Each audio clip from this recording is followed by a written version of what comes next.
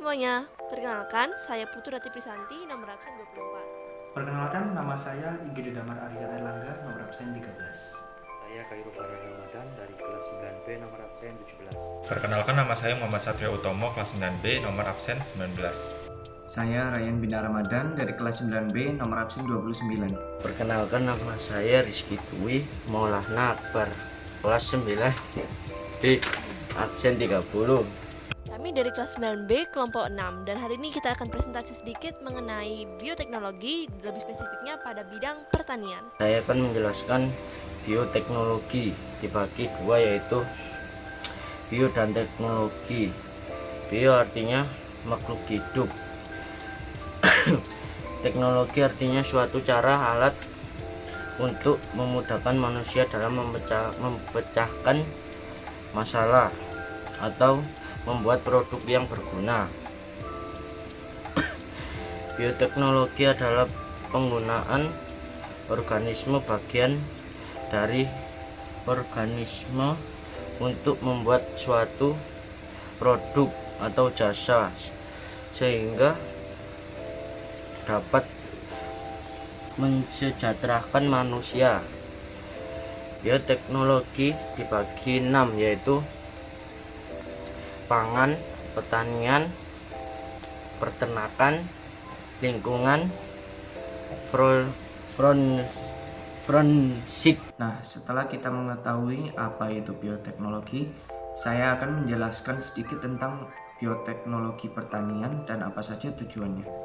Bioteknologi pertanian adalah suatu alat baru dalam ilmu perbaikan tanaman dan hewan.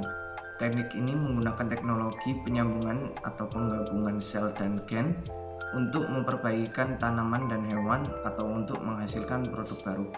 Dan tujuan dari bioteknologi pertanian ini adalah agar petani dapat meningkatkan tampilan buah dan sayur, memperpanjang waktu makanan untuk disimpan, meningkatkan kandungan nutrisi suatu tanaman, dan membuat tanaman kebal terhadap penyakit dan hama.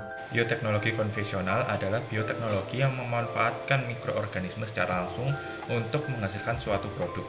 Proses bioteknologi konvensional ini lebih dikenal dengan istilah fermentasi.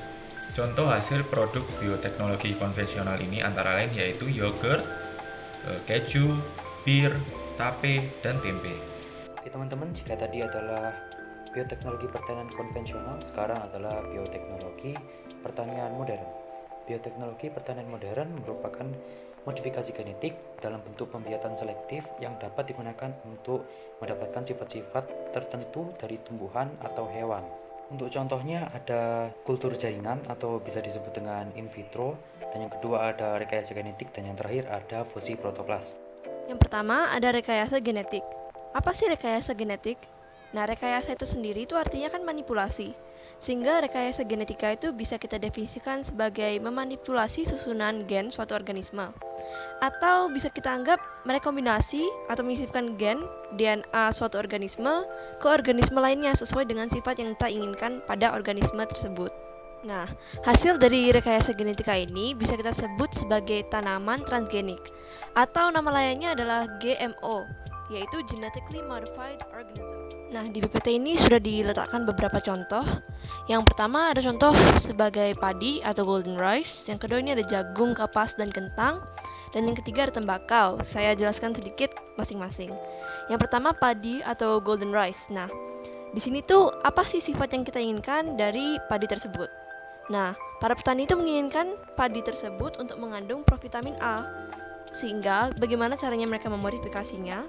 Nah, pertama kita cari dulu tumbuhan lain yang kira-kira memiliki provitamin A tersebut. Di sini kita sudah ketemu ada wortel kan?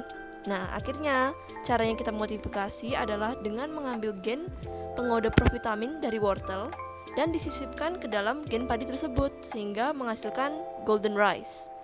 Untuk yang jagung, kapas, dan kentang, seperti kita ketahui, tumbuhan-tumbuhan tersebut biasanya sering diserang oleh hama.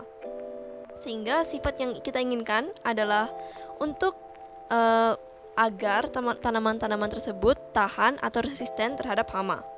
Bagaimana caranya kita dapatkan sifat tersebut? Nah, di sini ada yang dinamakan gen toksin Bt dari bakteri Bacillus Turigensis. Aduh, mohon maaf jika salah menyebut namanya. Nah, intinya begitu. Nah, dari gen tersebut itu gen tersebut itu bisa gimana ya istilahnya, resisten terhadap hama. Sehingga jika kita ingin jagung, kapas ataupun kentang ini resisten terhadap hama juga, maka kita akan mengambil gen toksin Bt tersebut dan mentransfernya ke dalam tanaman menggunakan bakteri biasanya. Dan yang ketiga ada tembakau.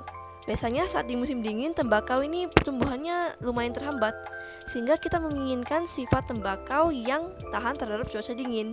Lalu kita modifikasi menggunakan gen untuk mengatur pertahanan pada cuaca dingin dari tanaman Arabidopsis thaliana atau dari cyanobacteria.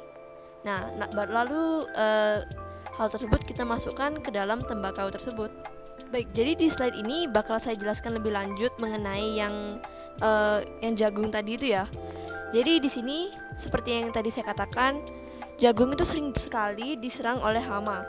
Seperti contohnya ini di sini ada ulat jagung. Nah, biasanya ini hama-hama tersebut sangat merugikan untuk para petani karena mereka bahkan bisa mengurangi produksi jagung sebanyak 30%. Sehingga tentu saja kita perlu melakukan rekayasa genetika sehingga jagung-jagung tersebut bisa lebih resisten terhadap hama.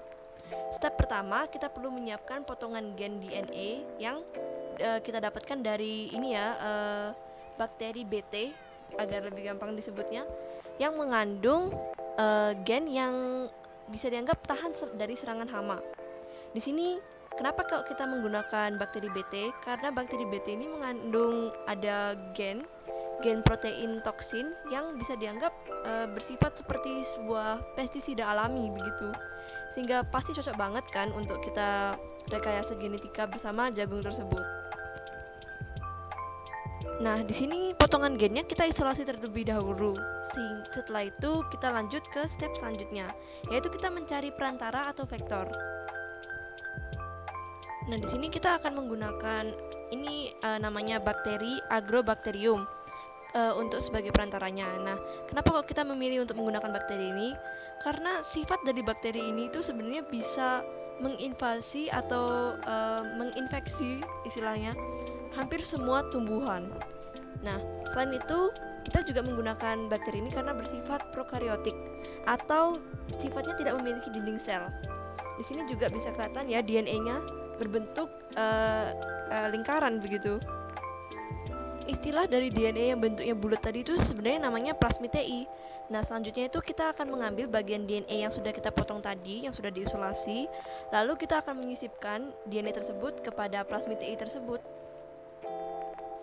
Tapi sebelum bisa disisipkan, kita perlu memotong dulu plasmidei-nya menggunakan sebuah enzim yang bernama enzim retriksi endonuklease. Itu enzim pemotong.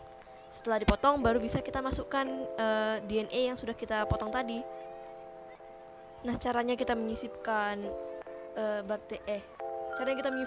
toksin Bt tersebut itu menggunakan enzim ligase. Tadi kan sudah ada enzim pemotong. Nah, enzim ligase ini termasuk enzim yang penggabung atau untuk menggabungkan DNA tersebut. Sehingga setelah sudah kita sisipkan atau kita gabung, maka kita sebut DNA gabungan tersebut sebagai DNA rekombinan. Tadi sudah ada DNA rekombinan. Setelah DNA-nya sudah jadi, kita bakal mengambil DNA tersebut dan memasukkannya ke dalam sel bakteri Agrobacterium yang tadi itu, yang kita gunakan sebagai perantara. Setelah DNA-nya sudah kita gabungkan dengan selnya, maka bisa kita sebut sel tersebut dengan istilah sel bakteri rekombinan. Kan tadi sudah ada DNA rekombinan. Kalau DNA rekombinannya sudah kita masukkan ke dalam selnya, maka sel tersebut juga disebut sebagai sel bakteri rekombinan. Nah, setelah sudah kita punya sel bakteri rekombinan tersebut, kita bakal mengembangbiakan atau mengkloning sel tersebut sehingga jadi banyak gitu jumlahnya ya. Setelah sudah banyak, maka kita gak bakal langsung menggunakan semuanya juga, karena kita harus melakukan penyisihan atau screening untuk mencari yang mana saja sih sebenarnya bakteri yang sudah mengandung sifat sifat protein toksin Bt yang emang kita inginkan tadi itu. Setelah sudah kita pilah-pilah, sudah dapat yang mana yang memang punya sifat yang kita inginkan, maka sel bakteri rekombinan tersebut akan kita masukkan atau sisipkan ke dalam sel tanaman yang kita inginkan, atau dalam konteks ini sel jagung yang tadi. Nah, nanti setelah itu kromosom tanaman yang tersisipi DNA baru itu akan uh, menghasilkan regenerasi sel tumbuhan baru, jadi bakal menghasilkan ya tumbuhan baru gitu. Setelah itu sudah jadi sih kita mendapatkan tanaman transgenik baru. Dalam konteks ini kita mendapatkan tanaman jagung yang resisten terhadap serangan hama. Fusi protoplas adalah sebuah teknik hibridisasi somatik yang dimana teknik ini menggabungkan dua atau lebih protoplas dari beberapa organisme yang berbeda. Protoplas sendiri adalah sel kalus yang dindingnya itu sudah diuraikan atau dikupas, di mana dinding ini awalnya tersusun atas selulosa yang tebal, dan penguraiannya ini menggunakan enzim selulase. Sel kalus sendiri adalah sel pada tumbuhan yang dapat menutupi luka pada tubuh tumbuhan tersebut, dan biasanya sel ini dapat berdiferensiasi menjadi batang, tunas, akar, maupun organ-organ lainnya pada tumbuhan tersebut.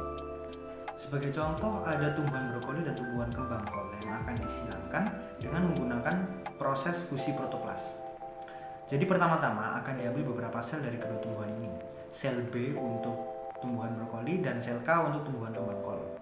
Setelah didapat kedua sel, akan diberikan enzim selulase agar dinding-dindingnya dapat terurai atau dikupas sehingga didapatkan protoplas B dan protoplas K. Ketika sudah dapat protoplas, keduanya akan difusikan atau digabungkan menjadi satu, disilangkan, dan akan didapatkan sebuah sel hibrid yang dinamakan sel brokoflower. Proses persilangan atau proses fusi ini dapat dibantu dengan senyawa kimia yang bernama polyethylene glycol, atau juga dapat dibantu dengan menggunakan arus listrik, dan proses ini dinamakan dengan elektrofusi. Nah, bioteknologi pertanian juga memiliki dampak positif dan dampak negatif. Dampak positifnya: 1. Dapat menciptakan tanaman transgenik yang unggul. 2. Meningkatnya hasil panen tanaman yang berlimpah dan berkualitas sangat baik. Yang ketiga, beberapa jenis tanaman dapat tahan terhadap penyakit tertentu. 4. Kandungan gizi dapat ditingkatkan. Nah, dampak negatifnya yang pertama, menyebabkan polusi gen. Polusi gen adalah pencemaran materi pembawa sifat asli makhluk hidup. Yang kedua, mengganggu ekosistem. Yang ketiga, munculnya hama super yang tahan terhadap tanaman transgenik. Yang ketiga, munculnya penyakit atau kelainan baru karena mengkonsumsi tanaman yang memiliki kombinasi gen. Yang terakhir, petani lokal yang bermodal sedikit akan kalah bersaing. Kesimpulannya, bioteknologi merupakan sebuah konsep perkembangan dalam keilmuan alam yang dapat menunjang serta menggantikan konsep-konsep lama yang digunakan untuk bantuan kehidupan sehari-hari, dan tentunya memiliki dampak positif dan negatifnya tersendiri. Begitu pula dengan bioteknologi pertanian, di mana bioteknologi pertanian itu bertujuan untuk meningkatkan produksi tanaman, budidaya, dan mengurangi pemakaian bahan kimia berbahaya untuk memenuhi kebutuhan pangan yang terus bertambah dengan berbagai cara yang konvensional ataupun modern. Sekian dari kami. Wassalamualaikum warahmatullahi wabarakatuh.